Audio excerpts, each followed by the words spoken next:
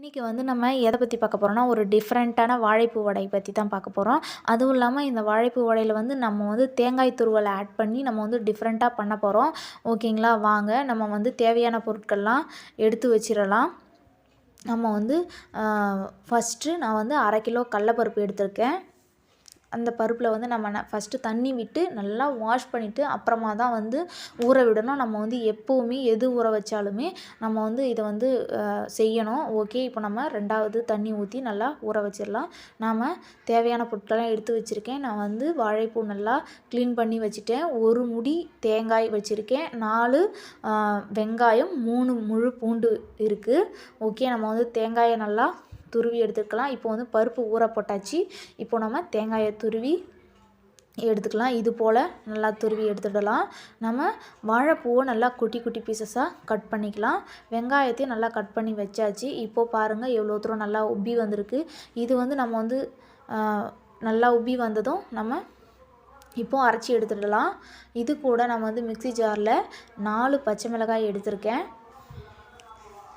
அது கூட அந்த பூண்டு வச்சுருந்தோம் இல்லைங்களா, அந்த 3 முழு பூண்டையுமே இது போல் நல்லா தனித்தனியாக பிரித்து எடுத்து போட்டுக்கிட்டேன்.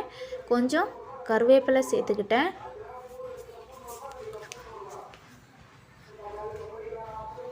கருவேப்பிலை சேர்ந்தது. இப்போ நம்ம எடுத்து வச்சுருக்க பருப்பை அப்படியே சேர்த்துடலாம். சேர்த்துட்டு அப்படியே நம்ம அரைச்சி எடுத்துக்கலாம். ஃபஸ்ட்டு தான் நம்ம வந்து மசாலாலாம் போட்டு நல்லா அரைச்சிட்டோம். இப்போது இருக்கிற பருப்பு எல்லாத்தையும் அரைச்சி ரெடி பண்ணியாச்சு. இப்போது இது கூட வந்து நம்ம நறுக்கி வச்சுருக்க வெங்காயம், பச்சை மிளகாயும் கொஞ்சோண்டு எடுத்திருக்கேன், கருவேப்பிலையும் எடுத்திருக்கேன். எல்லாத்தையும் நாம் மிக்ஸ் பண்ண இப்போது வாழைப்பூவும் எடுத்து மிக்ஸ் பண்ணி விட்டுடலாம். நம்ம துருவி வச்சுருக்க தேங்காயையும் சேர்த்துக்கலாம். இது கூட நான் வந்து இன்னும் காரமாக இருக்கணும் அப்படின்றதுக்காக ஒரு டீஸ்பூன் தனி மிளகாய்த்தூள், அது கூட தேவையான அளவு உப்பு சேர்த்து நல்லா மிக்ஸ் பண்ணி எடுத்துக்கிட்டேன். இப்போ நம்ம வடையை போட்டுடலாம். இது போல் நம்ம எண்ணெய் வச்சு வானல் வச்சு எண்ணெயில் போட்டுடலாம். அவ்வளோதான், ரெடி ஆகிடுச்சு. இது வந்து நம்ம வந்து வாழைப்பூலே வந்து காய் வாழைப்பூ, பழம் வாழைப்பூன்னு சொல்லிட்டு டிஃப்ரெண்ட்டாக 2 இருக்குது. இதில் வந்து நம்ம வந்து பழம் வாழைப்பூ தான் எடுத்திருக்கோம். இது வந்து அவ்வளோவா துவர்க்காது. ஓகேங்களா? இது வந்து துவர்ப்பு தன்மை வந்து அதிகமாக இருக்கும் அப்படின்னாக்கா இது கூட வந்து தேங்காய் துருவல் கொஞ்சமாக சேர்த்தோம்னா அந்த துவர்ப்பு தன்மை வந்து கம்மியாகிடும். அதனால தான் நம்ம வந்து தேங்காய் துருவல் சேர்த்துக்கிறோம். அதுவும் இல்லாமல் கொஞ்சம் கிறிஸ்பியாக நல்லாயிருக்கும், டேஸ்ட்டாக இருக்கும். அதனால் நம்ம வந்து தேங்காய் துருவல் சேர்த்துக்கிறோம். இது போல் செஞ்சு பாருங்கள், ரொம்ப டேஸ்ட்டாக இருக்கும்.